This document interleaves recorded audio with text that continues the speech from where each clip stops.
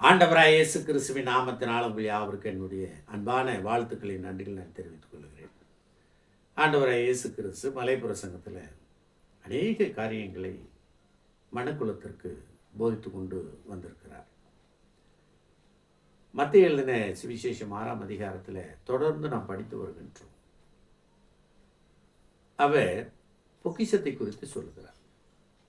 பூமியிலே உங்களுக்கு பொக்கிஷங்களை சேர்த்து வைக்க வேண்டாம், இங்கே பூச்சியும் துருவும் கெடுக்கும், திருடரும் கண்ணமிட்டு திருடுவார்கள். பரலோகத்தில் உங்களுக்கு பொக்கிஷங்களை சேர்த்து வையுங்கள், அங்கே பூச்சியாவது துருவாவது கெடுக்கிறதும் இல்லை, திருடர் கண்ணமிட்டு திருடுகிறதும் இல்லை. உங்கள் பொக்கிஷம் எங்கே இருக்கிறதோ அங்கே உங்கள் இருதயம் இருக்கிறது என்று அற்புதமாக மனுஷனுடைய மனநிலையை அற்புதமாய் வெளிப்படுத்துகிறார். ஆனால் பொக்கிஷம் என்பது என்ன என்றால், யாக்கோப்பு 5:3 சொல்லும்போது பொன்னும் வெள்ளியும் பொக்கிஷமாக இருக்கிறது. அது நமக்கு தெரியும். பொன்னும் வெள்ளியும் ஒரு மனுஷனுக்கு இந்த பூமியிலே பொக்கிஷம்தான்.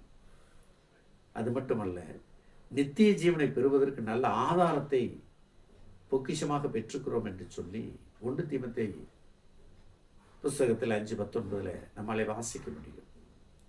கொலைசேர் 2ஆம் அதிகாரம் 3வது வசனத்தில் அவருக்குள் ஞானம் அறிவு என்பவைகளாகிய பொக்கிஷங்கள் அடங்கி இருக்கிறது.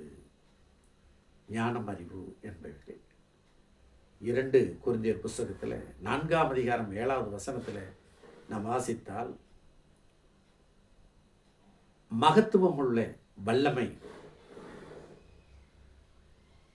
எங்களால் உண்டாயிராமல் தேவனால் உண்டாயிருக்கிறது. இந்த பொக்கிஷத்தை மண்பாண்டங்களில் பெற்றிருக்கிறோம் என்று சொல்லி பவுல் கொரிந்து சபைக்கு சொல்லுகிறார் 2வது நிருபத்தில்.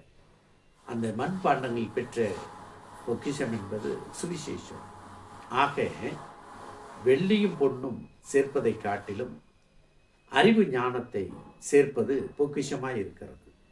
எனவேதான் பூமிக்குரிய பொக்கிஷத்தை நாம் எடுத்துக்கொள்ளாமல் பரலோகத்திலே பொக்கிஷங்கள் சேர்த்து வைப்பதற்கு என்ன வழியோ அதை தேட வேண்டும் என்று சொல்லித்தான் ஆண்டவராய் இயேசு கிறிஸ்து மலை பிரசங்கத்தில் பேசி வந்தார். தேவனுக்கு நான் நன்றி சொல்லுவேன்.